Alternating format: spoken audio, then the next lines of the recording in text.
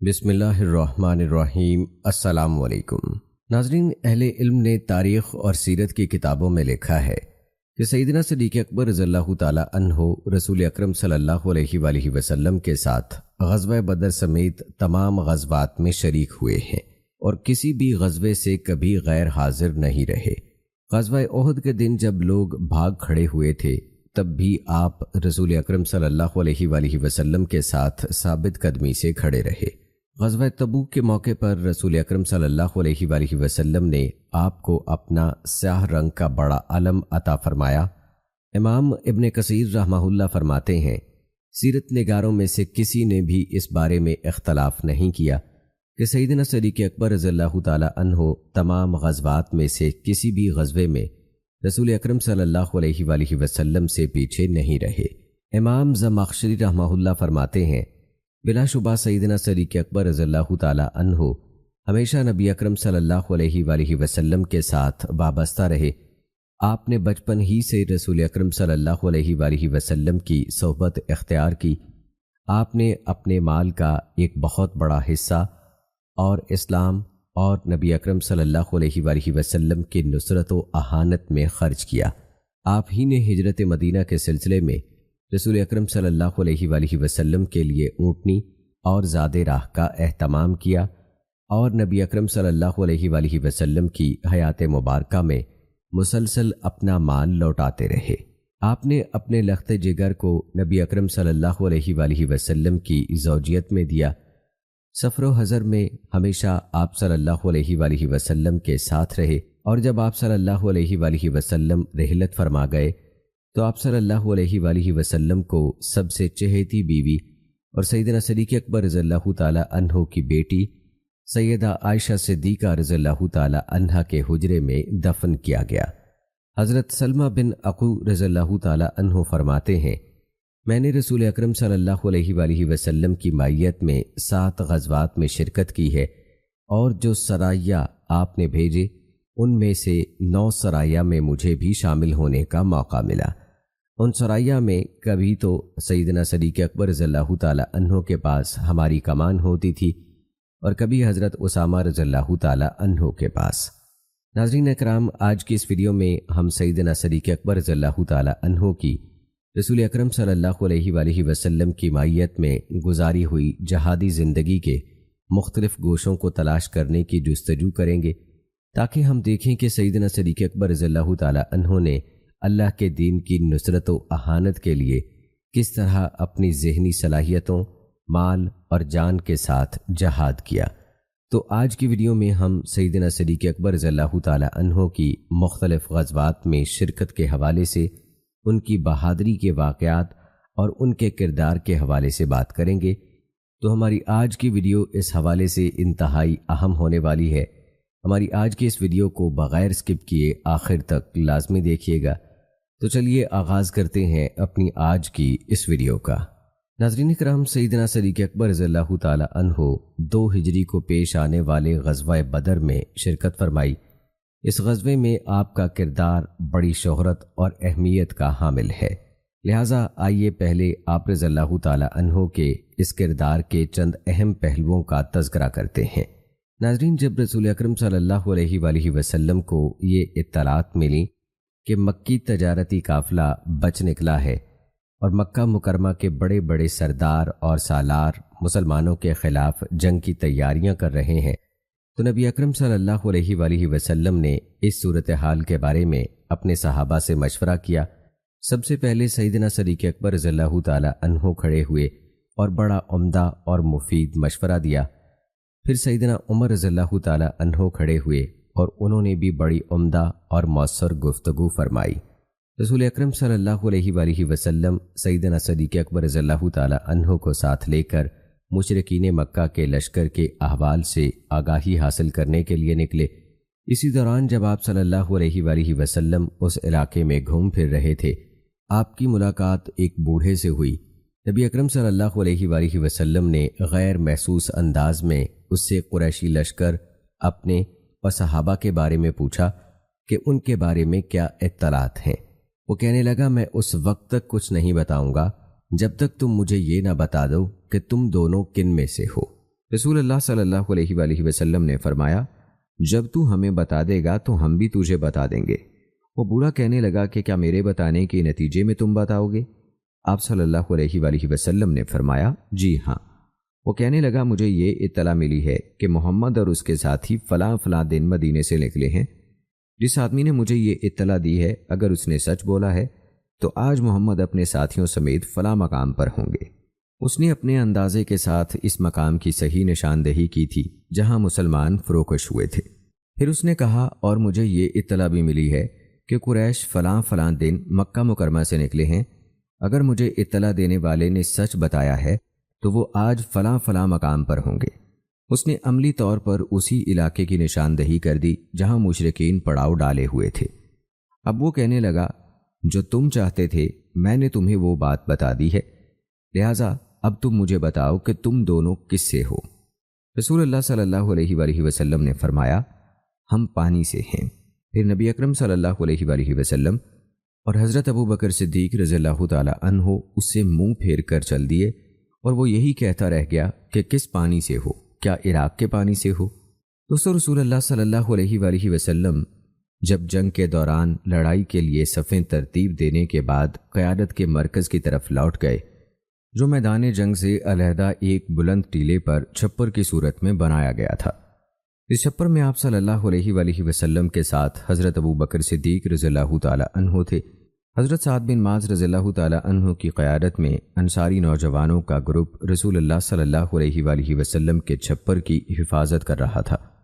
حضرت علی بن ابی طالب رضی اللہ تعالی عنہ نے حضرت ابو بکر صدیق رضی اللہ تعالی عنہ کے اس جرأت مندانہ کردار کا تذکرہ اس طرح کیا کہ آپ نے اپنے دور خلافت میں لوگوں سے استفسار کیا، اے لوگو، سب سے بہادر کون ہے؟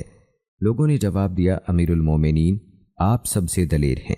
آپ نے فرمایا، جہاں تک میرا معاملہ ہے تو میں نے تو صرف اسی شخص کا حساب برابر کیا جس نے مجھے دعوت مبارزت دی، لیکن بہادری میں سب سے بڑھ کر حضرت ابو بکر رضی اللہ تعالی عنہ تھے۔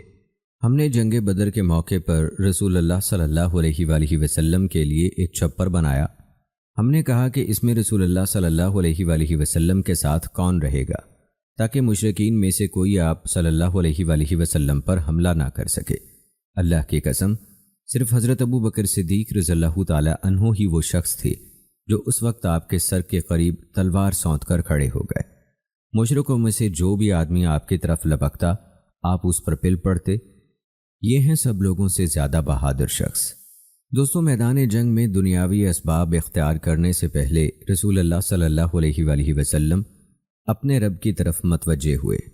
آپ نے اس موقع پر اللہ تعالیٰ سے اس مرد کے لیے دست سوال دراز کیا جس کا اللہ تعالیٰ نے آپ سے وعدہ فرمایا تھا۔ آپ نے ان الفاظ میں دعا کی، اے اللہ، میرے ساتھ تو نے جو وعدہ کیا ہے اسے میرے لیے پورا فرما۔ اے اللہ، اگر اہل اسلام کی یہ مختصر جماعت ہلاک ہو گئی تو پھر زمین پر کبھی تیری عبادت نہیں کی جائے گی۔ نبی کریم صلی اللہ علیہ وآلہ وسلم مسلسل اللہ تعالیٰ سے مدد کی دعا کرتے رہے، حتیٰ کہ آپ کی چادر مبارک آپ کے مبارک شانوں سے نیچے گر گئی۔ حضرت ابو بکر صدیق رضی اللہ تعالی عنہ نے چادر اٹھا کر آپ کے مبارک شانوں پر ڈال دی اور عرض کیا، اے اللہ کے رسول، آپ نے اپنے رب سے بڑی التجائیں کر لی ہیں، بلا شبہ اللہ تعالیٰ آپ سے کیے ہوئے وعدے کو ضرور پورا فرمائے گا۔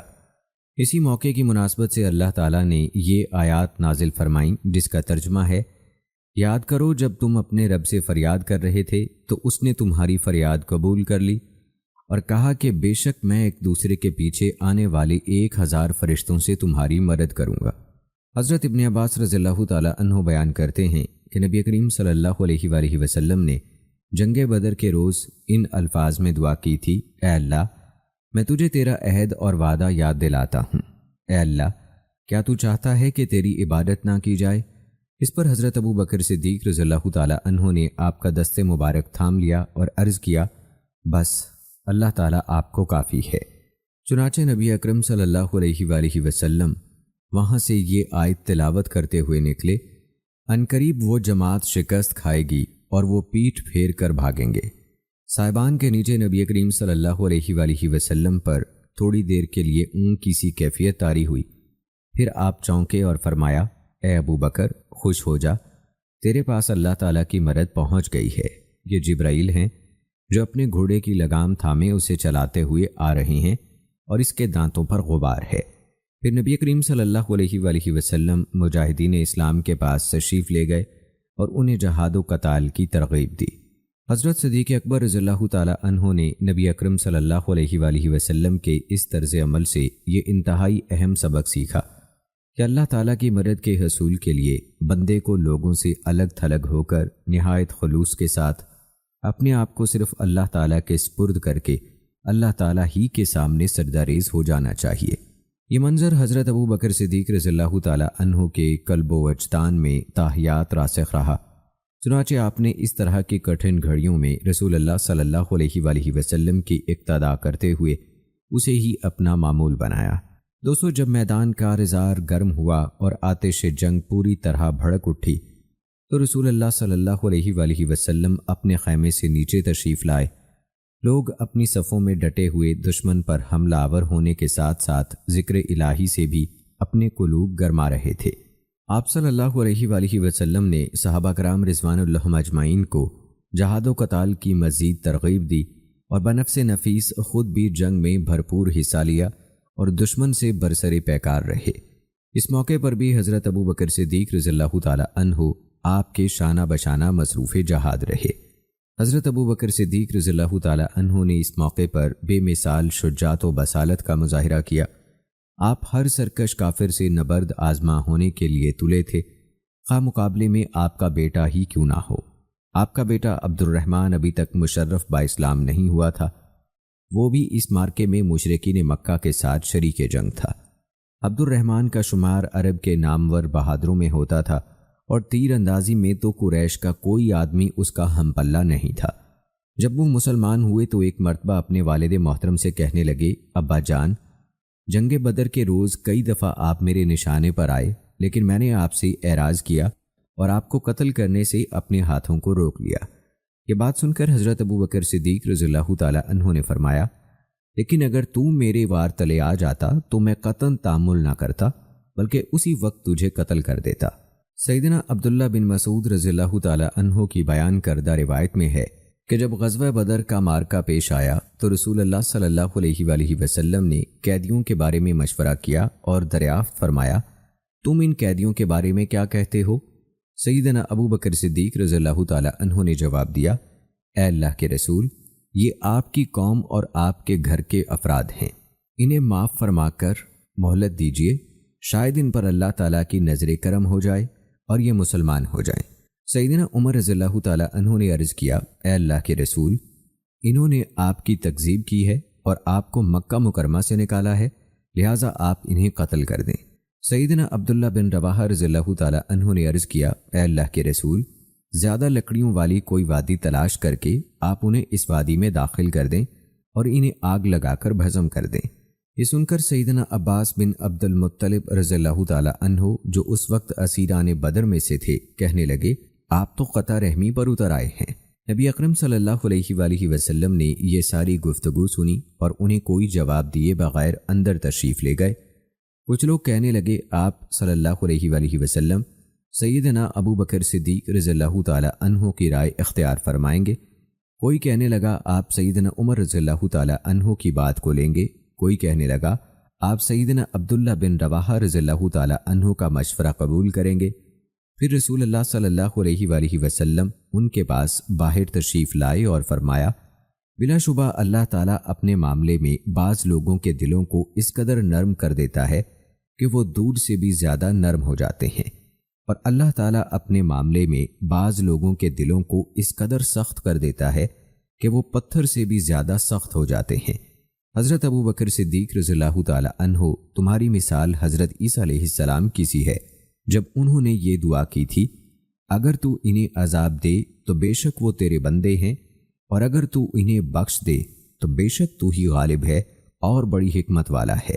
اے عمر، تمہاری مثال حضرت نوح علیہ السلام کی سی ہے، جنہوں نے یہ دعا فرمائی تھی، اے میرے رب، کفر کرنے والوں کا زمین پر کوئی گھر باقی نہ چھوڑ۔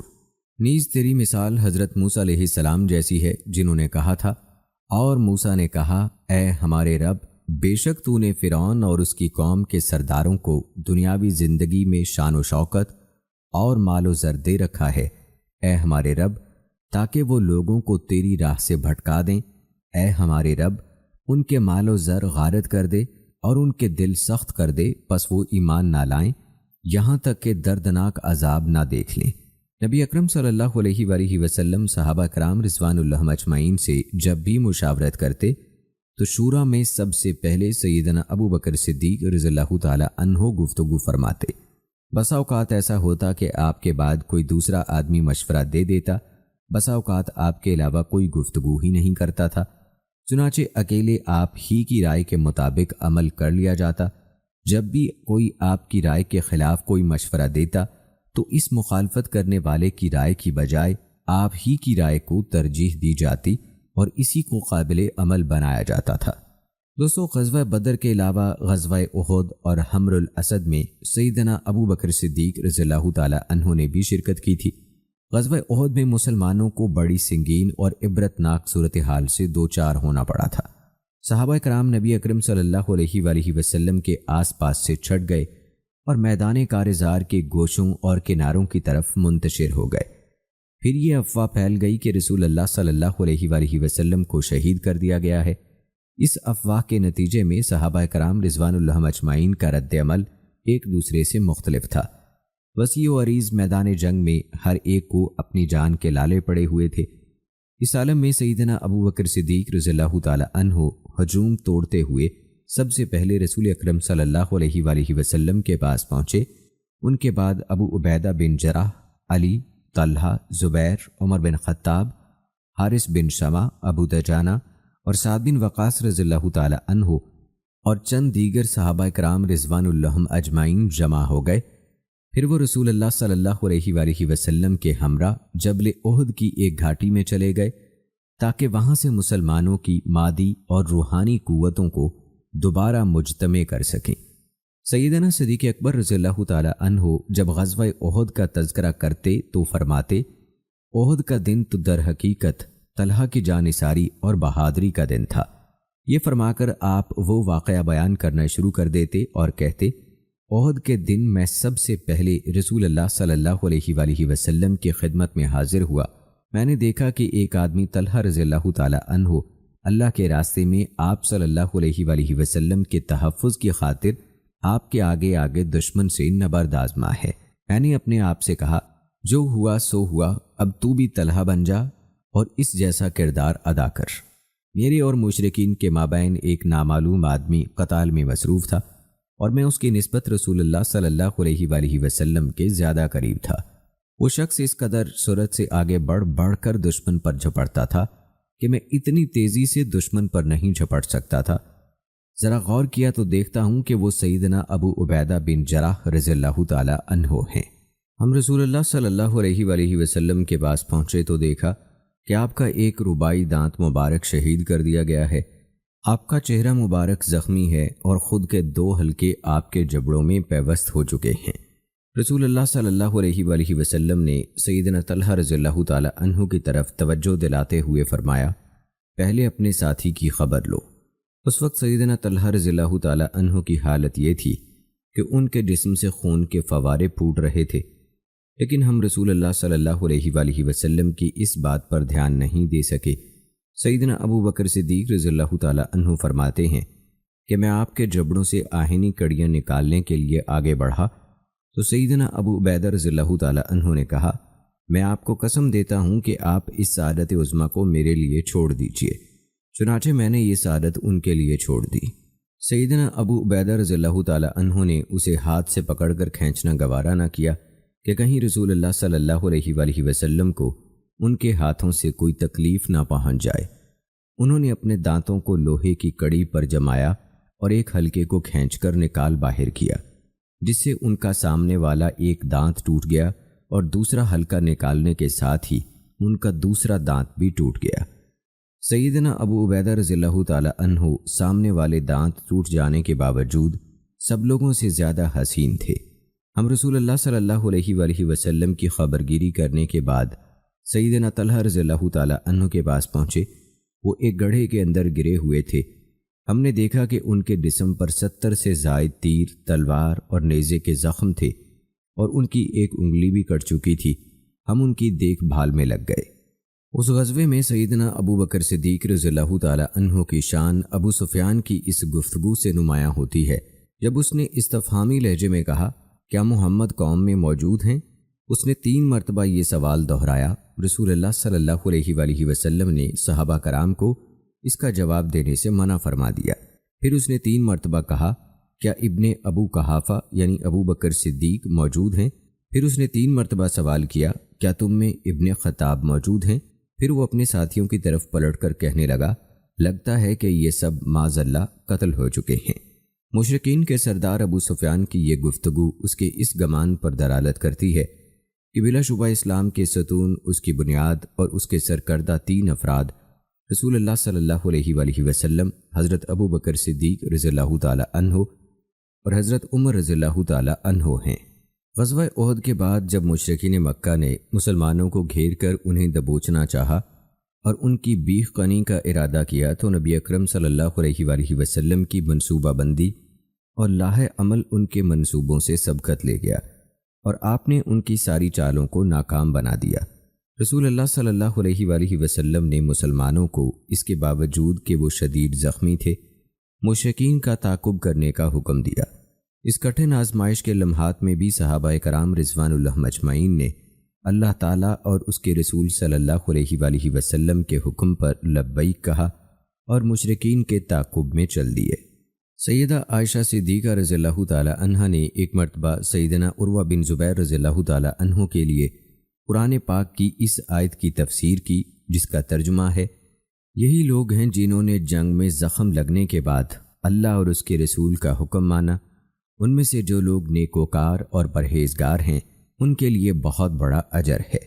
چنانچہ سیدہ عائشہ رضی اللہ تعالی عنہ نے دوران تفسیر فرمایا، اے میرے بھانجے، آپ کے والد زبیر اور سیدنا ابو بکر صدیق رضی اللہ تعالی عنہ انہی لوگوں میں سے تھے جب رسول اکرم صلی اللہ علیہ وآلہ وسلم کو غزوہ احد کے روز شدید مصائب سے دوچار ہونا پڑا اور مشرکین چلے گئے تو رسول اللہ صلی اللہ علیہ وآلہ وسلم کو خطرہ محسوس ہوا کہ کہیں مشرکین پلٹ کر حملہ نہ کر دیں۔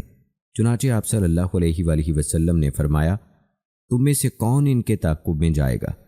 اس پر 70 صحابہ نے لبیک کہا، جن میں سیدنا ابو بکر صدیق رضی اللہ تعالی عنہ اور زبیر رضی اللہ تعالی عنہ بھی شامل تھے۔ غزوہ احد کے بعد دوستو آئیے اب تذکرہ کرتے ہیں غزوہ بنو نذیر میں حضرت ابو بکر صدیق رضی اللہ تعالی عنہ کی شرکت کا۔ بنو عامر قبیلے کے 2 افراد کو سیدنا عمر بن امیہ رضی اللہ تعالی عنہ نے غلطی سے قتل کر دیا، کیونکہ عمر رضی اللہ تعالی عنہ کو نبی کریم صلی اللہ علیہ وآلہ وسلم اور بنو عامر کے مابین طے پانے والے معاہدے کے بارے میں کوئی علم نہیں تھا۔ نبی اکرم صلی اللہ علیہ وآلہ وسلم مقتولین کی دیت پر حصول تعاون کی غرض سے بنو نذیر قبیلے کے پاس تشریف لے گئے۔ بنو نذیر اور بنو عامر بھی ایک دوسرے کے حلیف تھے اور ان کا آپس میں معاہدہ تھا۔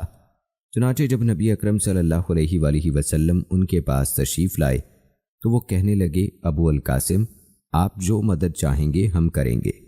بنو نذیر میں سے چند آدمی سازش کی غرض سے علیحدہ ہوئے اور آپس میں کہنے لگے، اس آدمی یعنی حضرت محمد صلی اللہ علیہ وآلہ وسلم کو ختم کرنے کے لیے آج سے بہتر موقع کبھی ہاتھ نہیں آئے گا۔ رسول اللہ صلی اللہ علیہ وآلہ وسلم اس وقت یہود کے گھروں کی ایک دیوار کے ساتھ تشریف فرما تھے۔ وہ کہنے لگے، کون ہے جو اس گھر پر چڑھے اور اوپر سے چٹان لڑکا کر محمد کو قتل کر کے ہمیں راحت پہنچائے؟ بدبخت عمر بن جہاش بن کعب اس مذموم مقصد کے لیے تیار ہو گیا اور آپ پر چٹان لڑکانے کے لیے چھت پر چڑھ گیا۔ رسول اللہ صلی اللہ علیہ وآلہ وسلم، حضرت ابو بکر صدیق، حضرت عمر، حضرت علی اور دیگر صحابہ کرام رضوان اللہ مجمعین کے جلوہ میں تشریف فرما تھے کہ آپ پر آسمان سے قوم یہود کے مذموم ارادے کی اطلاع پہنچ گئی۔ چنانچہ آپ اٹھ کھڑے ہوئے اور مدینہ منورہ کی طرف واپس چل دیے۔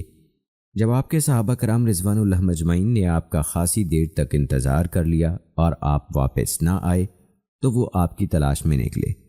انہوں نے ایک آدمی کو مدینہ منورہ کی طرف سے آتے دیکھا تو اس سے رسول اللہ صلی اللہ علیہ وآلہ وسلم کے متعلق پوچھا۔ اس آدمی نے جواب دیا کہ میں نے آپ صلی اللہ علیہ وآلہ وسلم کو مدینہ منورہ میں داخل ہوتے ہوئے دیکھا ہے۔ چنانچہ صحابہ کرام رضوان اللہ مجمعین آپ کی خدمت میں پہنچ گئے، تب آپ نے انہیں یہودیوں کی گھناؤنی سازش سے آگاہ فرمایا۔ نبی کریم صلی اللہ علیہ وآلہ وسلم نے سیدنا محمد بن مسلمہ رضی اللہ تعالی عنہ کو بھیج کر بنو نذیر کو اپنے پڑوس اور شہر سے نکل جانے کا حکم صادر فرمایا۔ منافقین نے اس موقع پر بنو نذیر کو اس بات پر اکسایا کہ وہ اپنے علاقے میں ڈٹے رہیں تو وہ ان کی نصرت و اعانت کا وعدہ کرتے ہیں۔ اسے یہودیوں کی ڈھارس بندی حی بن اخطب بھڑک اٹھا۔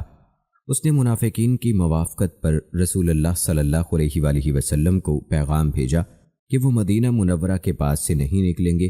چنانچہ نبی اکرم صلی اللہ علیہ وآلہ وسلم نے ان کا محاصرہ کر لیا، جو 6 دن تک جاری رہا۔ یہ ماہ ربیع الاول 4 ہجری کا واقعہ ہے کہ نبی اکرم صلی اللہ علیہ وآلہ وسلم نے صحابہ کرام رضوان اللہ مجمعین کو بنو نذیر کے خلاف جنگ کی تیاری اور ان پر چڑھائی کا حکم دیا۔ اس موقع پر آپ نے ابن ام مکتوم رضی اللہ تعالی عنہ کو مدینے کا نائب مقرر کیا۔ رسول اللہ صلی اللہ علیہ وآلہ وسلم بنفس نفیس صحابہ کرام رضوان اللہ مجمعین کے ساتھ تشریف لے گئے اور 6 دن تک بنو نذیر کا محاصرہ کیے رکھا۔ اس دوران شراب کی حرمت نازل ہوئی۔ بعد میں یہودی قلعہ بند ہو گئے تو نبی اکرم صلی اللہ علیہ وآلہ وسلم نے ان کی کھجوریں کاٹنے اور جلانے کا حکم دے دیا۔ پھر آپ نے انہیں اس شرط پر جلا وطن کر دیا کہ وہ ہتھیاروں کے سوا جتنا سامان اور مال اونٹوں پر لے جا سکتے ہیں لے جائیں۔ اس موقع پر سورہ الحشر نازل ہوئی۔ دوستو، غزوہ بنو نذیر کے بعد بنو مستلق کے یہودیوں نے مدینہ منورہ پر حملہ آور ہونے کا ارادہ کیا تو نبی اکرم صلی اللہ علیہ وآلہ وسلم 2 شعبان 5 ہجری کو 700 صحابہ کے ساتھ ان کے مقابلے کے لیے نکلے۔ جب آپ یہودیوں کے قریب پہنچ گئے تو آپ نے مہاجرین کا جھنڈا سیدنا ابو بکر صدیق رضی اللہ تعالی عنہ کے سپرد کیا، جبکہ ایک روایت کے مطابق آپ نے مہاجرین کا جھنڈا سیدنا عمار بن یاسر رضی اللہ تعالی عنہ کے حوالے کیا تھا اور انصار کا جھنڈا سیدنا سعد بن عبادہ رضی اللہ تعالی عنہ کو سونپا۔ پھر آپ نے سیدنا عمر بن خطاب رضی اللہ تعالی عنہ کو حکم دیا کہ وہ یہودیوں میں یہ اعلان کر دیں کہ اگر تم لا الہ الا اللہ پڑھ لو تو تمہارے جان و مال محفوظ ہو جائیں گے۔ سیدنا عمر رضی اللہ تعالی عنہ نے آپ کے حکم کی تعمیل کرتے ہوئے یہ اعلان کر دیا، لیکن یہودیوں نے اسے تسلیم کرنے سے انکار کر دیا۔ چنانچہ دونوں طرف سے تیر اندازی شروع ہو گئی۔ پھر رسول اللہ صلی اللہ علیہ وآلہ وسلم نے مسلمانوں کو حکم دیا تو انہوں نے ان پر یکبارگی ایسا حملہ کیا کہ ان میں سے کوئی بھی فرار نہ ہو سکا۔ اس حملے کے نتیجے میں یہودیوں کے 10 آدمی مارے گئے اور باقی سب کو قیدی بنا لیا گیا۔ مسلمانوں میں سے صرف 1 آدمی شہید ہوا۔ دوستو، غزوہ بنی مستلق کے بعد غزوہ خندق اور غزوہ بنو قریظہ میں شرکت کے حوالے سے سیدنا صدیق اکبر رضی اللہ تعالی عنہ کا کردار کیا تھا، آئیے آپ کو بتاتے ہیں۔ سیدنا صدیق اکبر رضی اللہ تعالی عنہ ان دونوں غزوات میں بھی نبی کریم صلی اللہ علیہ وآلہ وسلم کی مائیت میں پیش رہے۔ خندق کھودنے کے موقع پر آپ اپنے کپڑوں میں مٹی اٹھا اٹھا کر پھینکتے تھے۔ آپ صلی اللہ علیہ وآلہ وسلم نے محدود وقت میں تیزی سے خندق کھودنے کے عمل کی تکمیل کے لیے صحابہ کرام کے ساتھ مل کر کام کیا تاکہ وہ مشرکین کے مقابلے میں خندق کی شکل میں ایک مضبوط دفاعی اقدام کر کے اپنا مقصد حاصل کر لیں۔ دوستو، غزوہ خندق کے بعد صلح حدیبیہ میں سیدنا صدیق اکبر رضی اللہ تعالی عنہ کا کیا کردار تھا، یہ بھی جان لیجئے۔ رسول اللہ صلی اللہ علیہ وآلہ وسلم ذوالقعدہ 6 ہجری کو 1400 صحابہ کرام کو ساتھ لے کر بیت اللہ کی زیارت کے ارادے سے مدینہ سے نکلے۔ آپ نے قربانی کے جانور بھی ساتھ لے لیے اور عمرے کا احرام باندھ لیا تاکہ لوگ ان کے ساتھ پرامن رہیں اور انہیں صاف معلوم ہو جائے کہ آپ صلی اللہ علیہ وآلہ وسلم بیت اللہ کی تعظیم کی غرض سے اس کی زیارت کے لیے نکلے ہیں۔ آپ نے بنو خزاع قبیلے سے اپنے ایک آدمی کو بطور جاسوس آگے روانہ کیا۔ وہ یہ اطلاع لے کر لوٹا کہ اہل مکہ نے آپ کو خانہ کعبہ میں داخلے سے روکنے کے لیے لشکر جمع کر لیا ہے۔ اس پر رسول اللہ صلی اللہ علیہ وآلہ وسلم نے فرمایا، اے لوگو، مجھے مشورہ دو۔ سیدنا ابو بکر صدیق رضی اللہ تعالی عنہ نے کہا، اے اللہ کے رسول صلی اللہ علیہ وآلہ وسلم، آپ بیت اللہ کی زیارت کے ارادے سے نکلے ہیں۔ آپ جنگ کے خواہش مند ہیں، نہ کسی کو قتل کرنے کا ارادہ رکھتے ہیں۔ لہٰذا آپ اپنے مقصد کی تکمیل کے لیے سوئے منزل گامزن رہیے۔ جو شخص بھی ہمیں بیت اللہ میں داخلے سے روکے گا ہم اس سے قتال کریں گے۔ اس پر رسول اللہ صلی اللہ علیہ وآلہ وسلم نے فرمایا، اللہ کا نام لے کر سفر جاری رکھو۔ دوسری طرف قریش کی حالت یہ تھی کہ وہ شدید مشتعل تھے۔ انہوں نے حلف اٹھایا کہ وہ محمد کو کسی صورت مکہ میں داخل نہیں ہونے دیں گے۔ اس کے بعد رسول اللہ صلی اللہ علیہ وآلہ وسلم اور اہل مکہ کے مابین مذاکرات کا سلسلہ شروع ہو گیا۔ نبی اکرم صلی اللہ علیہ وآلہ وسلم نے یہ عزم کر لیا کہ اگر اہل مکہ صلہ رحمی کی بنیاد پر گفتگو کا عمل آگے بڑھائیں گے تو وہ اہل مکہ کے مطالبات تسلیم کر لیں گے۔ دوستو، نبی اکرم صلی اللہ علیہ وآلہ وسلم سے گفت و شنید کے لیے قریش کے متعدد وفود آئے۔ سب سے پہلے بنو خزاع قبیلے سے بدیل بن ورقہ آیا۔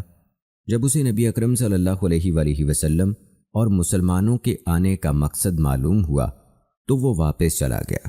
پھر مکرز بن حفظ، پھر حلیس بن علقمہ اور آخر میں عروہ بن مسعود ثقفی آیا۔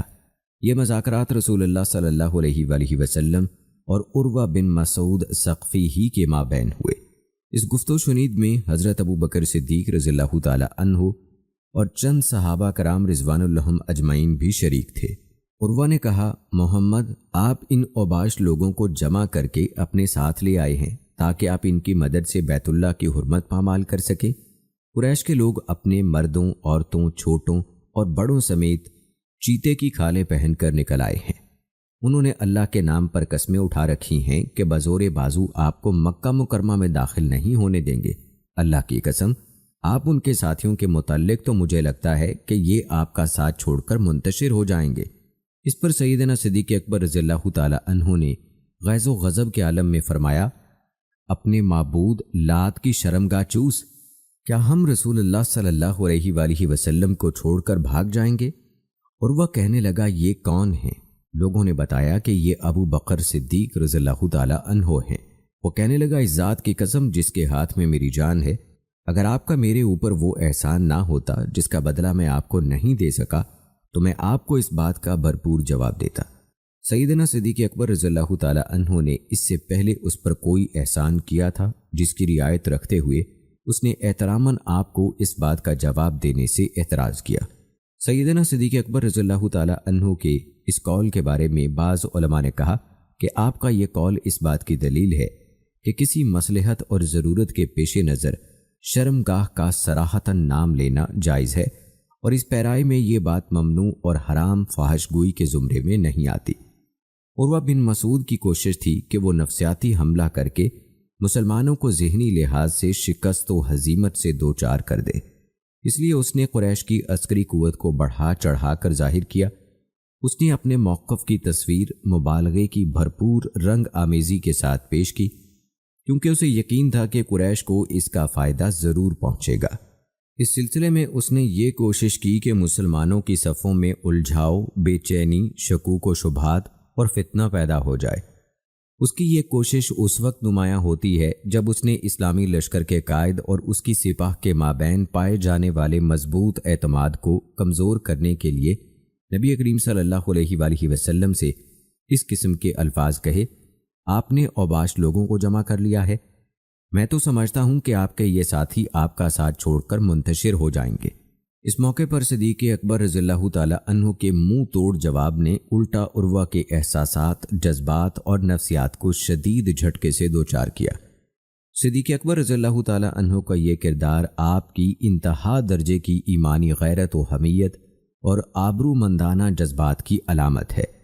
اسی بارے میں اللہ تعالیٰ کا فرمان ہے، اور تم سستی نہ کرو اور نہ غم کھاؤ، تم ہی غالب رہو گے اگر تم مومن ہو۔ اور دوستو، صلح حدیبیہ کے متعلق حضرت ابو بکر صدیق رضی اللہ تعالی عنہ کی رائے کے حوالے سے بھی آپ کو بتاتے چلیں۔ جب رسول اللہ صلی اللہ علیہ وآلہ وسلم کے ساتھ سہیل بن عمر کی قیادت میں مشرکین کے نمائندوں کی شرائط صلح طے پا گئیں تو سیدنا صدیق اکبر رضی اللہ تعالی عنہ نے مشرکین کے ان مطالبات اور شرائط پر سر تسلیم خم کر دیا جن پر رسول اللہ صلی اللہ علیہ وآلہ وسلم نے موافقت کا اظہار فرمایا تھا۔ جب بادی النظر میں اس صلح سے مسلمانوں پر زیادتی اور ان کے حقوق سے تغافل کا پہلو نمایاں ہوتا تھا آپ نے اس موقع پر نبی اکرم صلی اللہ علیہ وآلہ وسلم کی رہنمائی سے موافقت والی روش کو اختیار کیا، کیونکہ آپ کو یقین تھا کہ نبی اکرم صلی اللہ علیہ وآلہ وسلم اپنی خواہش اور مرضی سے گفتگو نہیں کرتے۔ آپ نے یہ عمل اس لیے انجام دیا کہ اللہ تعالیٰ نے آپ کو کسی آنے والی خبر سے مطلع کر دیا ہوگا۔ مورخین نے بیان کیا ہے کہ سیدنا عمر بن خطاب رضی اللہ تعالیٰ عنہ اس معاہدہ صلح کے بارے میں اپنے اختلاف کا علل اعلان اظہار کرتے ہوئے رسول اللہ صلی اللہ علیہ وآلہ وسلم کی خدمت میں حاضر ہوئے، اور آپ صلی اللہ علیہ وآلہ وسلم کو مخاطب کر کے کہنے لگے، کیا آپ اللہ تعالیٰ کے رسول نہیں ہیں؟ رسول اللہ صلی اللہ علیہ وآلہ وسلم نے ارشاد فرمایا، کیوں نہیں؟ سیدنا عمر رضی اللہ تعالیٰ عنہ نے کہا، کیا ہم مسلمان نہیں ہیں؟ آپ صلی اللہ علیہ وآلہ وسلم نے فرمایا، کیوں نہیں؟ سیدنا عمر رضی اللہ تعالیٰ عنہ نے پھر استفسار کیا، کیا وہ یعنی اہل مکہ مشرک نہیں ہیں؟ آپ صلی اللہ علیہ وآلہ وسلم نے فرمایا، کیوں نہیں؟ پھر سیدنا عمر رضی اللہ تعالیٰ عنہ نے کہا، تو پھر ہمیں ہمارے دین کے معاملے میں کس بنا پر رسوائی سے دوچار کیا جا رہا ہے؟ اس کے جواب میں رسول اللہ صلی اللہ علیہ وآلہ وسلم نے فرمایا، بلا شبہ میں اللہ کا رسول ہوں اور میں اللہ کی نافرمانی نہیں کر سکتا۔ ایک روایت میں ہے کہ نبی کریم صلی اللہ علیہ وآلہ وسلم نے یہ جواب مرحمت فرمایا تھا، میں اللہ کا بندہ اور اس کا رسول ہوں، میں ہرگز اللہ کی حکم عدولی نہیں کروں گا اور اللہ تعالیٰ بھی مجھے کبھی ضائع نہیں کرے گا۔ سیدنا عمر رضی اللہ تعالیٰ عنہ نے کہا، کیا آپ نے یہ نہیں فرمایا تھا کہ ہم عنقریب بیت اللہ جائیں گے اور اس کا طواف کریں گے؟ آپ نے فرمایا، کیوں نہیں؟ لیکن کیا میں نے تمہیں یہ خبر بھی دی تھی کہ یقیناً ہم اسی سال بیت اللہ پہنچیں گے؟ سیدنا عمر رضی اللہ تعالیٰ عنہ نے کہا، نہیں۔ آپ صلی اللہ علیہ وآلہ وسلم نے فرمایا، تو یقیناً تم بیت اللہ بھی پہنچو گے اور اس کا طواف بھی کرو گے۔ سیدنا عمر رضی اللہ تعالیٰ عنہ فرماتے ہیں کہ پھر میں سیدنا ابو بکر صدیق رضی اللہ تعالیٰ عنہ کے پاس آیا اور ان سے کہا، ابو بکر، کیا محمد صلی اللہ علیہ وآلہ وسلم اللہ کے رسول نہیں ہیں؟ انہوں نے جواب دیا، کیوں نہیں؟ میں نے کہا، کیا ہم مسلمان نہیں ہیں؟ انہوں نے جواب دیا، کیوں نہیں؟ میں نے کہا، اہل مکہ مشرک نہیں ہے کیا؟ انہوں نے فرمایا، کیوں نہیں؟ میں نے کہا، تو پھر ہمیں ہمارے دین کے معاملے میں کس بنا پر رسوائی سے دوچار کیا جا رہا ہے؟ سیدنا صدیق اکبر رضی اللہ تعالیٰ عنہ نے سیدنا عمر رضی اللہ تعالیٰ عنہ کو احتجاج بند کرنے اور مخالفت ترک کرنے کی نصیحت کی اور بڑے حکیمانہ انداز میں فرمایا، رسول اللہ صلی اللہ علیہ وآلہ وسلم کا دامن تھامے رکھو، تابع فرمان بنے رہو، کیونکہ میں اس بات کی گواہی دیتا ہوں کہ یقیناً آپ اللہ تعالیٰ کے رسول ہیں۔ بلا شبہ آپ نے جو فیصلہ کیا ہے وہ بالکل برحق ہے۔ آپ اللہ تعالیٰ کے حکم کی کبھی سرتابی نہیں کر سکتے، نہ اللہ تعالیٰ آپ کو کسی صورت میں ضائع کرے گا۔ سیدنا صدیق اکبر رضی اللہ تعالیٰ عنہ کا یہ جواب رسول اللہ صلی اللہ علیہ وآلہ وسلم کے جواب سے کامل مماثلت رکھتا ہے۔ حالانکہ سیدنا صدیق اکبر رضی اللہ تعالیٰ عنہ نے نبی کریم صلی اللہ علیہ وآلہ وسلم کا جواب نہیں سنا تھا، چنانچہ اس سے ثابت ہوتا ہے کہ سیدنا صدیق اکبر رضی اللہ تعالیٰ عنہ اور سیدنا عمر رضی اللہ تعالیٰ عنہ سے بڑھ کر اللہ تعالیٰ اور اس کے رسول کی کامل موافقت کرنے والی شخصیت تھے۔ باوجود یہ کہ سیدنا عمر رضی اللہ تعالیٰ عنہ صاحب الہام تھے اور ان کی رائے ہمیشہ صحیح نکلتی تھی، لیکن پھر بھی آپ کا مرتبہ صاحب الہام شخصیت سے اعلیٰ اور فائق ہے، کیونکہ آپ ہر قول و فعل کو رسول معصوم صلی اللہ علیہ وآلہ وسلم سے اخذ کرتے تھے۔ سیدنا صدیق اکبر رضی اللہ تعالیٰ عنہ نے بعد میں کسی موقع پر حدیبیہ کے مقام پر حاصل ہونے والی عظیم فتح کا تذکرہ کرتے ہوئے فرمایا، دور اسلام میں کوئی بھی فتح حدیبیہ کی فتح سے بڑھ کر عظیم نہیں ہے، لیکن اس دن لوگوں کی فہم و فراست اللہ تعالیٰ اور اس کے نبی کے مابین معاملے کو سمجھنے سے قاصر رہی۔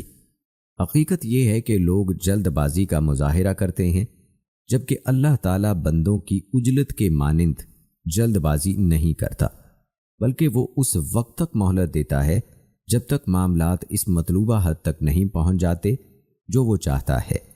میں نے صلح حدیبیہ میں مشرکین کے قائد سہیل بن عمر رضی اللہ تعالیٰ عنہ کو حجۃ الوداع کے موقع پر دیکھا کہ وہ قربان گاہ کے قریب کھڑے ہیں اور رسول اللہ صلی اللہ علیہ وآلہ وسلم کو قربانی کے اونٹ پیش کر رہے ہیں، اور رسول اللہ صلی اللہ علیہ وآلہ وسلم اپنے ہاتھوں سے ان اونٹوں کو نہر کر رہے ہیں۔ پھر جب رسول اللہ صلی اللہ علیہ وآلہ وسلم نے حجام کو بلا کر اپنے سر کے بال منڈوائے تو میں نے دیکھا کہ سہیل بن عمر رضی اللہ تعالی عنہ رسول اللہ صلی اللہ علیہ وآلہ وسلم کے موئے مبارک چن چن کر اپنی آنکھوں پر رکھ رہے ہیں۔ یہ حالت دیکھ کر مجھے صلح حدیبیہ کا وہ منظر یاد آ گیا جب وہ بسم اللہ الرحمن الرحیم اور محمد الرسول اللہ لکھنے سے انکاری تھے۔ اس منظر کا آنکھوں کے سامنے آنا تھا کہ میں بے اختیار اس اللہ کی حمد و ثنا کرنے لگا جس نے انہیں ہدایت اسلام سے سرفراز کیا۔ یقیناً صدیق اکبر رضی اللہ تعالی عنہ سب صحابہ کرام سے بڑھ کر صاحب الرائے اور عقل و دانش میں سب سے کامل تھے۔ اور دوستو، غزوہ خیبر میں جب رسول اللہ صلی اللہ علیہ وآلہ وسلم نے خیبر کا محاصرہ کر لیا اور قتال کے لیے مستعد ہو گئے تو آپ نے سب سے پہلے جس شخص کو کمانڈر بنا کر بھیجا وہ سیدنا صدیق اکبر رضی اللہ تعالی عنہ تھے۔ آپ صلی اللہ علیہ وآلہ وسلم نے انہیں خیبر کے ایک قلعے کی طرف بھیجا۔ آپ نے بڑی جواں مردی اور شجاعت سے یہ معرکہ لڑا، لیکن آپ فتح سے ہمکنار نہ ہو سکے۔ چنانچہ آپ واپس تشریف لے آئے۔ پھر آپ صلی اللہ علیہ وآلہ وسلم نے سیدنا عمر رضی اللہ تعالی عنہ کو بھیجا۔ انہوں نے بھی دشمن سے جھڑپیں کی لیکن حصول فتح میں ناکامی رہی اور واپس آ گئے۔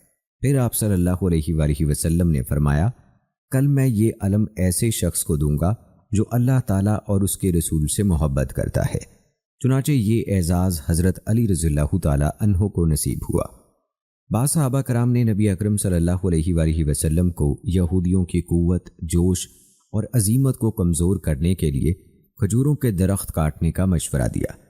رسول اللہ صلی اللہ علیہ وآلہ وسلم نے بھی اس مشورے پر رضامندی کا اظہار کیا۔ چنانچہ مسلمانوں نے جلدی سے کھجوروں کے درخت کاٹنے شروع کر دیے۔ سیدنا صدیق اکبر رضی اللہ تعالی عنہ رسول اللہ صلی اللہ علیہ وآلہ وسلم کی خدمت میں حاضر ہوئے اور مشورہ دیا کہ درخت کاٹنے مناسب نہیں، کیونکہ خیبر بزور بازو فتح ہو یا صلح کے ذریعے مسلمانوں کے ہاتھ آئے گا، دونوں صورتوں میں آئندہ نقصان مسلمانوں کا ہی ہوگا۔ نبی اکرم صلی اللہ علیہ وآلہ وسلم نے صدیق اکبر رضی اللہ تعالی عنہ کے اس مشورے کو قبول کرتے ہوئے مسلمانوں کو اپنے ہاتھ روک لینے کا حکم دیا۔ چنانچہ صحابہ کرام نے کھجوریں کاٹنے سے ہاتھ روک لیے۔ سیدنا سلمہ بن عقور رضی اللہ تعالی عنہ فرماتے ہیں کہ ہم سیدنا صدیق اکبر رضی اللہ تعالی عنہ کی قیادت میں بنو فزارہ کے خلاف لشکر کشی کے لیے نکلے۔ جب ہم ایک چشمے کے پاس پہنچے تو انہوں نے ہمیں وہیں پڑاؤ ڈالنے کا حکم دیا۔ جب ہم نماز فجر پڑھ کر فارغ ہوئے تو سیدنا صدیق اکبر رضی اللہ تعالی عنہ نے ہمیں یورش کرنے کا حکم دیا۔ چنانچہ ہم نے دشمن پر حلہ بول دیا۔ جو شخص بھی چشمے کے قریب آتا ہم اس سے قتال کرتے۔ اسی دوران میں نے عورتوں اور بچوں پر مشتمل لوگوں کا ایک گروہ دیکھا جو پہاڑ کی جانب رواں دواں تھا۔ میں ان کے پیچھے بھاگا۔ مجھے یہ خدشہ بھی تھا کہ کہیں وہ لوگ مجھ سے پہلے پہاڑ تک نہ پہنچ جائیں۔ چنانچہ میں نے ایک تیر مارا جو ان کے اور پہاڑ کے درمیان سے گزرا۔ جب انہوں نے تیر دیکھا تو وہ رک گئے۔ چنانچہ میں نے انہیں اسیر بنا کر چشمے کے پاس سیدنا صدیق اکبر رضی اللہ تعالی عنہ کی خدمت میں پیش کر دیا۔ ان قیدیوں میں پرانا خشک چمڑا زیب تن کیے ہوئے ایک خاتون بھی شامل تھی۔ اس کے ساتھ اس کی بیٹی بھی تھی۔ وہ عرب کی حسین ترین لڑکیوں میں سے ایک تھی۔ سیدنا صدیق اکبر رضی اللہ تعالی عنہ نے اس خاتون کی حسین لڑکی مجھے انعام میں دے دی۔ میں اس لڑکی کو اسی طرح مدینہ منورہ لے آیا اور اسے ہاتھ تک لگایا، نہ کپڑا ہٹا کر دیدار جمال کیا۔ مدینہ پہنچ کر بھی میں نے ایک رات گزاری لیکن میں نے اس کا کپڑا نہیں ہٹایا۔ اگلے دن بازار میں میری ملاقات رسول اللہ صلی اللہ علیہ وآلہ وسلم سے ہوئی تو آپ نے فرمایا، سلمہ وہ لڑکی مجھے ہبا کر دو۔ میں نے عرض کیا، اے اللہ کے رسول، اللہ کی قسم مجھے وہ لڑکی بھلی لگی ہے لیکن میں نے ابھی تک اس کا کپڑا بھی نہیں اٹھایا۔ اس پر رسول اللہ صلی اللہ علیہ وآلہ وسلم خاموش ہو گئے اور مجھے چھوڑ کر چلے گئے۔ دوسرے دن رسول اللہ صلی اللہ علیہ وآلہ وسلم پھر بازار میں ملے اور مجھ سے فرمایا، سلمہ وہ لڑکی مجھے ہبا کر دو۔ میں نے پھر عرض کیا، اے اللہ کے رسول صلی اللہ علیہ وآلہ وسلم، اللہ کی قسم میں نے اسے کپڑا ہٹا کر بھی نہیں دیکھا۔ اے اللہ کے رسول اب وہ آپ ہی کی ہے۔ رسول اللہ صلی اللہ علیہ وآلہ وسلم نے اس لڑکی کو بطور فدیہ اہل مکہ کے پاس بھیج دیا اور اس کے بدلے اہل مکہ سے مسلمان قیدیوں کو آزاد کرا لیا۔ اور دوستو، ویڈیو میں آگے بڑھتے ہوئے اب آپ کو سیدہ عائشہ صدیقہ رضی اللہ تعالی عنہا اور سیدنا صدیق اکبر رضی اللہ تعالیٰ عنہ کا ایک ایمان افروز واقعہ سناتے ہیں۔ سیدنا ابو بکر صدیق رضی اللہ تعالیٰ عنہ سیدہ عائشہ رضی اللہ تعالیٰ عنہ کے پاس تشریف لائے۔ وہ مکہ پر یلغار کی تیاری کی غرض سے گیہوں چھان رہی تھی اور نبی کریم صلی اللہ علیہ وآلہ وسلم نے انہیں اس معاملے کو مخفی رکھنے کا حکم دیا تھا۔ سیدنا ابو بکر صدیق رضی اللہ تعالیٰ عنہ نے ان سے دریافت کیا، بیٹی تم یہ کھانے کا سامان کیوں تیار کر رہی ہو؟ سیدہ عائشہ رضی اللہ تعالیٰ عنہ نے سکوت فرمایا۔ پھر آپ نے پوچھا، کیا رسول اللہ صلی اللہ علیہ وآلہ وسلم غزوے کا ارادہ رکھتے ہیں؟ اس سوال پر بھی حضرت عائشہ رضی اللہ تعالیٰ عنہ خاموش رہیں۔ پھر حضرت ابو بکر صدیق رضی اللہ تعالیٰ عنہ نے پوچھا، شاید آپ صلی اللہ علیہ وآلہ وسلم رومیوں پر چڑھائی کا ارادہ رکھتے ہیں؟ اس پر بھی حضرت عائشہ رضی اللہ تعالیٰ عنہ نے خاموشی اختیار کی۔ پھر حضرت ابو بکر صدیق رضی اللہ تعالیٰ عنہ نے استفسار کیا، شاید آپ صلی اللہ علیہ وآلہ وسلم اہل نجد کا قصد فرمانا چاہتے ہوں گے؟ سیدہ عائشہ صدیقہ رضی اللہ تعالیٰ عنہا بدستور خاموش رہیں۔ پھر آپ نے دریافت کیا، شاید آپ قریش پر حملے کا ارادہ رکھتے ہیں؟ اس سوال پر بھی سیدہ عائشہ صدیقہ رضی اللہ تعالیٰ عنہا خاموش رہیں۔ حضرت ابو بکر صدیق رضی اللہ تعالیٰ عنہ اپنی بیٹی کے بے لچک خاموشی دیکھ کر رسول اللہ صلی اللہ علیہ وآلہ وسلم کی خدمت میں حاضر ہوئے اور دریافت کیا، اے اللہ کے رسول، کیا آپ کہیں کوچ کرنے کا ارادہ رکھتے ہیں؟ نبی اکرم صلی اللہ علیہ وآلہ وسلم نے فرمایا، ہاں۔ ابو بکر صدیق رضی اللہ تعالیٰ عنہ نے دریافت کیا، شاید آپ رومیوں پر چڑھائی کرنا چاہتے ہیں؟ رسول اللہ صلی اللہ علیہ وآلہ وسلم نے جواب دیا، نہیں۔ ابو بکر صدیق رضی اللہ تعالیٰ عنہ نے پھر سوال کیا، کیا آپ اہل نجد پر حملے کا ارادہ رکھتے ہیں؟ آپ صلی اللہ علیہ وآلہ وسلم نے جواب دیا، نہیں۔ سیدنا ابو بکر صدیق رضی اللہ تعالیٰ عنہ نے استفسار کیا، تو پھر شاید آپ قریش پر لشکر کشی کا ارادہ رکھتے ہیں؟ نبی اکرم صلی اللہ علیہ وآلہ وسلم نے فرمایا، ہاں۔ سیدنا ابو بکر صدیق رضی اللہ تعالیٰ عنہ نے پوچھا، اے اللہ کے رسول، کیا آپ کے اور ان کے مابین بھی معاہدہ صلح کی مدت باقی نہیں ہے؟ نبی کریم صلی اللہ علیہ وآلہ وسلم نے فرمایا، کیا تمہیں اس بدسلوکی کی خبر نہیں پہنچی جو انہوں نے ہمارے حلیف بنو خزاع کے خاندان بنو کعب کے ساتھ کی ہے؟ اسی وقت سیدنا صدیق اکبر رضی اللہ تعالیٰ عنہ نے نبی اکرم صلی اللہ علیہ وآلہ وسلم کی بات پر سر تسلیم خم کرتے ہوئے اس کٹھن مہم میں اپنے عظیم قائد کے ساتھ شامل ہونے کی تیاری شروع کر دی۔ اس غزوے میں رسول اللہ صلی اللہ علیہ وآلہ وسلم کے ساتھ تمام مہاجرین اور انصار نے شرکت کی، ان میں سے کوئی بھی پیچھے نہیں رہا۔ فتح مکہ کے موقع پر جب رسول اللہ صلی اللہ علیہ وآلہ وسلم مکہ مکرمہ میں داخل ہوئے تو سیدنا صدیق اکبر رضی اللہ تعالیٰ عنہ آپ کے پہلو میں موجود تھے۔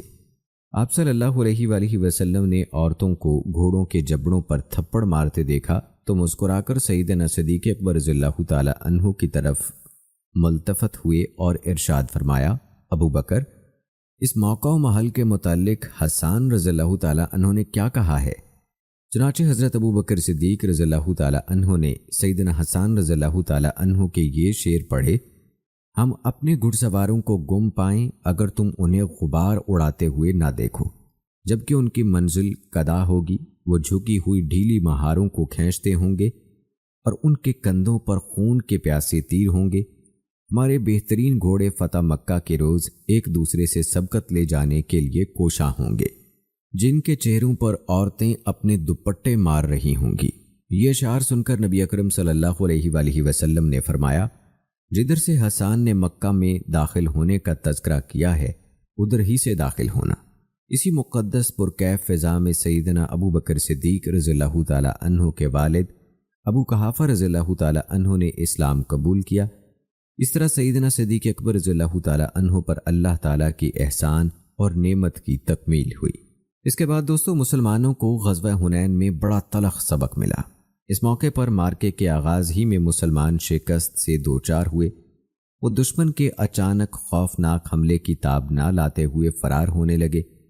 امام طبری رحمہ اللہ نے ان کی اس حالت کو ان الفاظ میں بیان کیا ہے، صحابہ کرام اس طرح منتشر ہو کر بھاگے کہ کوئی دوسرے کی طرف مڑ کر بھی نہیں دیکھتا تھا۔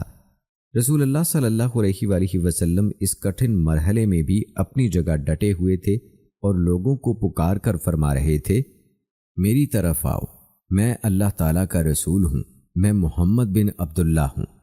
اے جماعت انصار، میں اللہ کا بندہ اور اس کا رسول ہوں۔ پھر رسول اللہ صلی اللہ علیہ وآلہ وسلم نے اپنے چچا سیدنا عباس رضی اللہ تعالیٰ عنہ کو بلایا۔ وہ بڑے بلند آہنگ آدمی تھے۔ آپ نے انہیں حکم دیا، عباس، اعلان کرو، اے انصار کی جماعت، اے اصحاب سمرہ۔ آغاز جنگ میں مسلمانوں کی یہ حالت تھی کہ نبی اکرم صلی اللہ علیہ وآلہ وسلم کے ساتھ نہایت قلیل تعداد کے علاوہ کوئی ثابت قدم نہیں رہا۔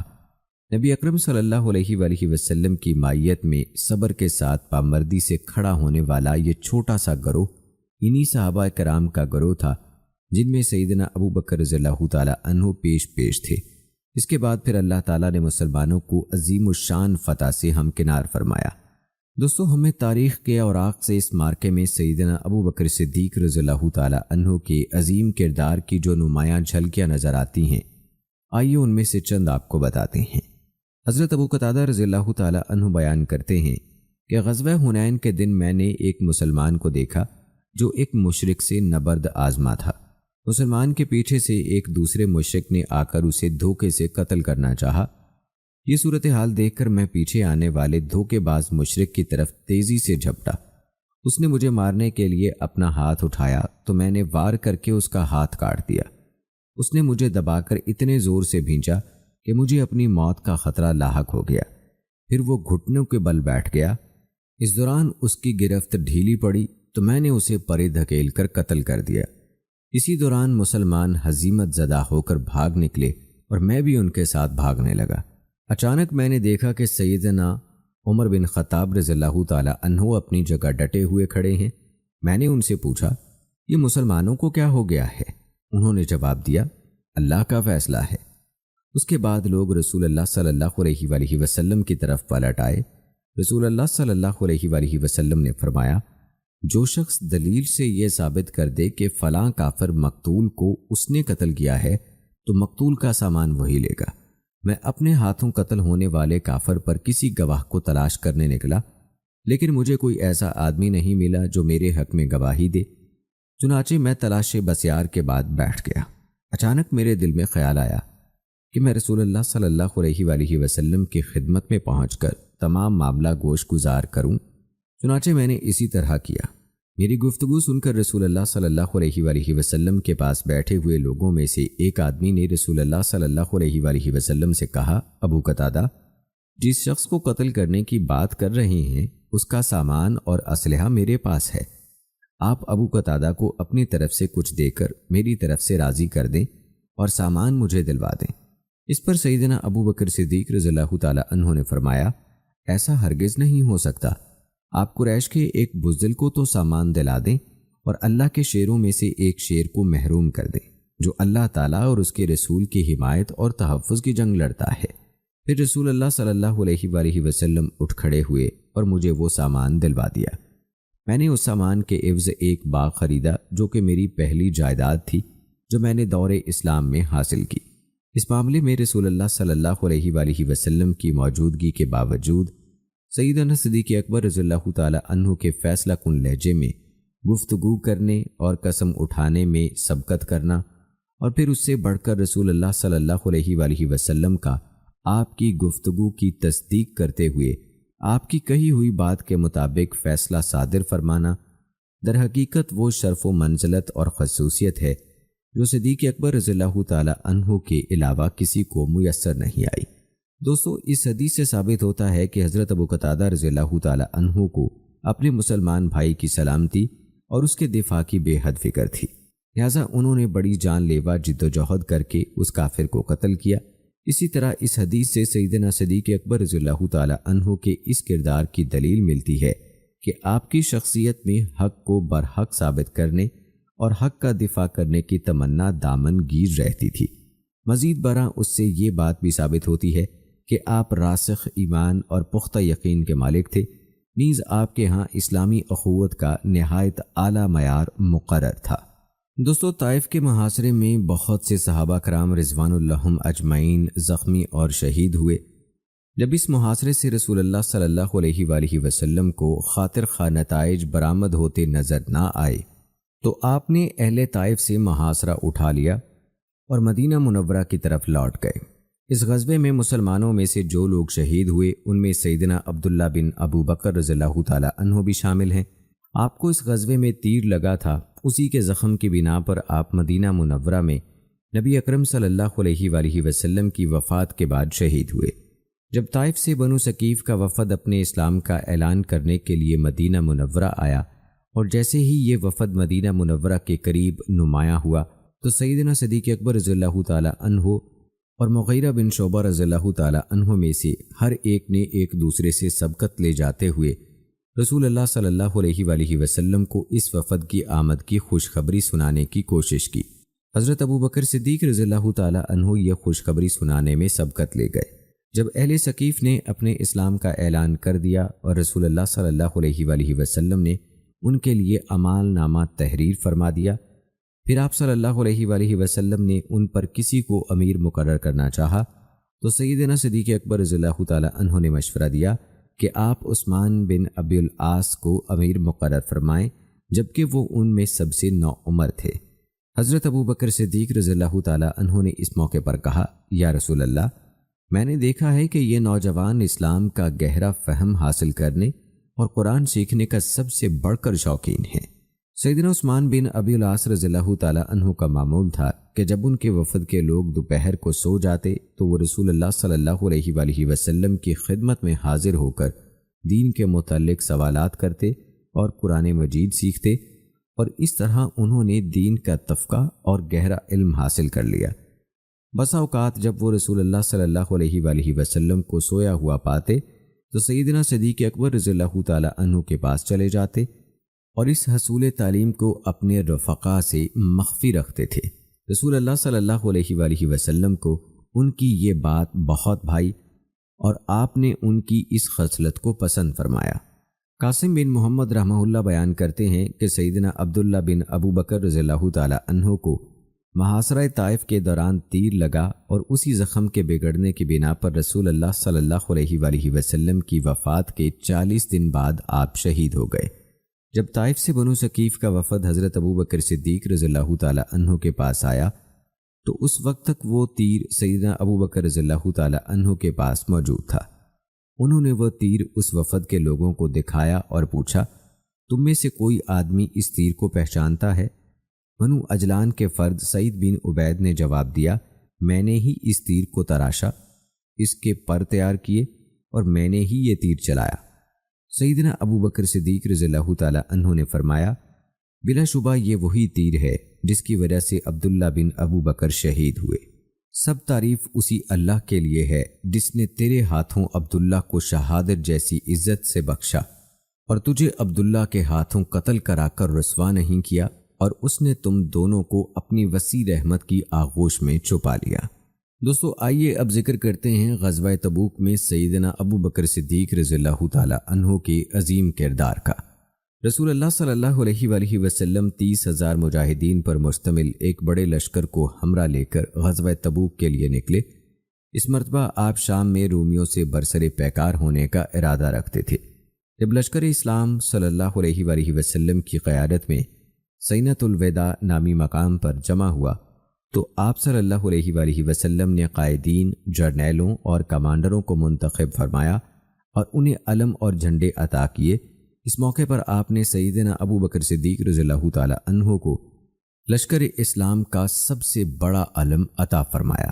اور دوستو آئیے اب بات کرتے ہیں حضرت ابو بکر صدیق رضی اللہ تعالی عنہ کے امیر حج کی تقرری کے حوالے سے۔ 9 ہجری میں موسم حج آیا تو نبی کریم صلی اللہ علیہ وآلہ وسلم نے حج کا ارادہ فرمایا، لیکن آپ نے یہ کہہ کر اپنا ارادہ حج ملتوی فرمایا، بیت اللہ میں مشرک برہنہ حالت میں آ کر بیت اللہ کا طواف کرتے ہیں، جب تک یہ حالت تبدیل نہیں ہو جاتی میں حج کرنا پسند نہیں کروں گا۔ چنانچہ 9 ہجری میں آپ صلی اللہ علیہ وآلہ وسلم نے سیدنا صدیق اکبر رضی اللہ تعالی عنہ کو امیر حج بنا کر بھیجا۔ جب سیدنا صدیق اکبر رضی اللہ تعالی عنہ حجاج کے قافلے کو لے کر چل پڑے تو سورہ توبہ نازل ہوئی۔ رسول اکرم صلی اللہ علیہ وآلہ وسلم نے حضرت علی رضی اللہ تعالی عنہ کو بلا کر انہیں حضرت ابو بکر صدیق رضی اللہ تعالی عنہ کے پاس پہنچنے کا حکم دیا۔ سیدنا علی رضی اللہ تعالی عنہ نبی اکرم صلی اللہ علیہ وآلہ وسلم کی اونٹنی قصوہ پر سوار ہو کر روانہ ہو گئے اور ذوالحلیفہ میں حضرت ابو بکر صدیق رضی اللہ تعالی عنہ سے جا ملے۔ سیدنا صدیق اکبر رضی اللہ تعالی عنہ نے آپ کو دیکھتے ہی یہ پوچھا، امین بن کر آئے ہو یا ماتحت بن کر؟ حضرت علی رضی اللہ تعالی عنہ نے جواب دیا، ماتحت ہو کر۔ پھر وہ لوگ روانہ ہوئے۔ مکہ مکرمہ پہنچ کر سیدنا صدیق اکبر رضی اللہ تعالی عنہ نے لوگوں کو حج کے لیے قبائل کی تقسیم کے اعتبار سے انہی مقامات پر قیام کا حکم دیا جن مقامات پر وہ دور جاہلیت میں قیام کیا کرتے تھے۔ صحیح روایات کے مطابق اس سال حج کی ادائیگی ذی الحجہ ہی کے مہینے میں ہوئی تھی، ذی القعدہ کے مہینے میں نہیں ہوئی تھی۔ جیسا کہ کہا جاتا ہے، حضرت ابو بکر صدیق رضی اللہ تعالی عنہ نے پانی جمع کرنے سے پہلے 8 ذی الحجہ کو یوم عرفہ اور یوم النحر اور 12 ذی الحجہ کو خطبات ارشاد فرمائے۔ ان خطبات میں آپ نے لوگوں کو وقوف عرفات، منا کی طرف لوٹنے، قربانی کرنے، منا سے مکہ واپس لوٹنے اور جمرات کو کنکریاں مارنے جیسے مناسک حج سکھائے۔ سیدنا علی رضی اللہ تعالی عنہ ان تمام مواقع پر حضرت ابو بکر صدیق رضی اللہ تعالی عنہ کے پیچھے پیچھے رہے۔ آپ لوگوں کو سورہ توبہ کی ابتدائی آیات پڑھ کر سناتے اور پھر لوگوں کے سامنے ان 4 امور کا اعلان فرماتے۔ جنت میں مومن کے علاوہ کوئی داخل نہیں ہوگا، کوئی شخص برہنہ ہو کر بیت اللہ کا طواف نہیں کرے گا، جس شخص کا نبی اکرم صلی اللہ علیہ وآلہ وسلم کے ساتھ کوئی معاہدہ ہے تو اس کا معاہدہ اسی مدت تک کے لیے رہے گا، اور اس سال کے بعد کوئی مشرک حج نہیں کرے گا۔ آئیے ناظرین، اب ویڈیو کے آخر میں آپ کو بتاتے ہیں حجۃ الوداع میں سیدنا صدیق اکبر رضی اللہ تعالی عنہ کی شرکت کے حوالے سے حضرت اسماء بنت ابی بکر رضی اللہ تعالی عنہ فرماتی ہیں، ہم نبی اکرم صلی اللہ علیہ وآلہ وسلم کے ساتھ حج کے لیے نکلے اور عروج نامی وادی میں پہنچے تو نبی اکرم صلی اللہ علیہ وآلہ وسلم نے وہاں پڑاؤ فرمایا۔ سیدہ عائشہ صدیقہ رضی اللہ تعالی عنہا نبی اکرم صلی اللہ علیہ وآلہ وسلم کے ساتھ ایک طرف بیٹھ گئیں۔ سیدنا صدیق اکبر رضی اللہ تعالی عنہ کی بار برداری والا اونٹ ان کے ایک غلام کے پاس تھا، لیکن وہ غلام تاحال پڑاؤ کے مقام تک نہیں پہنچا تھا۔ سیدنا صدیق اکبر رضی اللہ تعالی عنہ اس غلام کا انتظار کر رہے تھے کہ کب وہ انہیں دکھائی دیتا ہے۔ جب وہ غلام سامنے آیا تو اس کے پاس اونٹ نہیں تھا۔ سیدنا صدیق اکبر رضی اللہ تعالی عنہ نے اس سے پوچھا کہ تمہارے پاس جو تھا وہ کہاں ہے؟ غلام نے جواب دیا کہ گزشتہ رات وہ اونٹ مجھ سے کہیں گم ہو گیا۔ سیدنا صدیق اکبر رضی اللہ تعالی عنہ کو غصہ آ گیا اور وہ یہ کہہ کر اسے مارنے لگے کہ ایک ہی تو اونٹ تھا، تم نے اسے بھی گم کر دیا۔ نبی اکرم صلی اللہ علیہ وآلہ وسلم یہ منظر دیکھ کر مسکرانے لگے اور فرمایا، اس صاحب احرام کو دیکھو کہ وہ کیا کر رہا ہے۔ تو ناظرین کرام، یہ تھی ہماری آج کی ویڈیو۔ امید کرتے ہیں کہ آپ کو پسند آئی ہوگی۔ آج کی اس ویڈیو میں ہم نے آپ کو سیدنا صدیق اکبر رضی اللہ تعالی عنہ کی تمام غزوات میں شرکت کے حوالے سے تفصیلاً آگاہ کیا۔ ہماری آج کی اس ویڈیو کے متعلق اپنی رائے کا اظہار کمنٹ باکس میں لازمی کیجیے گا۔ ملتے ہیں اگلی ویڈیو میں، تب تک کے لیے مجھے اجازت دیں۔ فی امان اللہ۔